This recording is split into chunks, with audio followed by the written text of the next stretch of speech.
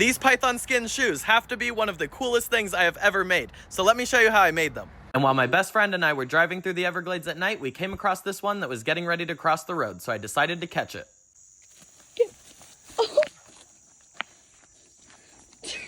Holy cow. Here, Soph, come hold the light. Holy cow. Holy shit. Here, hold the light. Wait, you gotta get it by its neck. I know. Hold the light.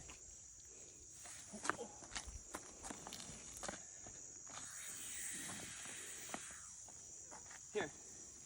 Ready? Got it. One less Burmese python in the Everglades.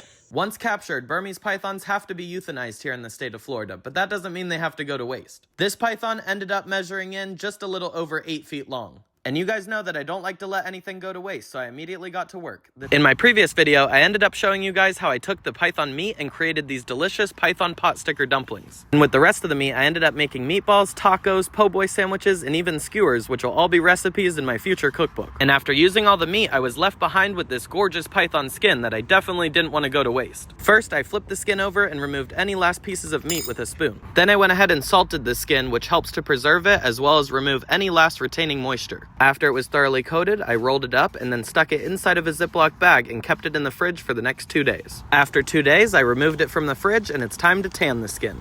All you're gonna need for this is vegetable glycerin and 70% isopropyl alcohol. I started by removing any of the excess salt with a paper towel. Then I folded the skin back up loosely and added it to a Ziploc where we're gonna add our tanning solution. You wanna use a 50-50 ratio when doing the solution. The isopropyl alcohol helps to preserve it, while the vegetable glycerin helps to keep it soft and pliable. After you have the skin soaking in the solution, you just want to go ahead and massage it and flip it over every day to ensure that each part of the skin gets to be covered fully by the mixture. After a week, the tanning process is done and you can go ahead and rinse off the skin. Then I flipped it skin side down and used small nails to tack it to this board so that it could dry. After about a week of drying in the garage, this is what the skin ended up looking like, but it was getting a little too firm at this point, so I decided to add some vegetable glycerin to make it more pliable. After applying that final coat, I then flipped over the skin and let it dry for one more day, and it ended up coming out beautifully. Now that the skin was ready to use, I first started by cutting out some templates online and creating a handmade snakeskin wallet, but I had a better idea than that. I decided I also wanted a pair of snakeskin shoes and a belt, so I headed over to Ross and picked some up.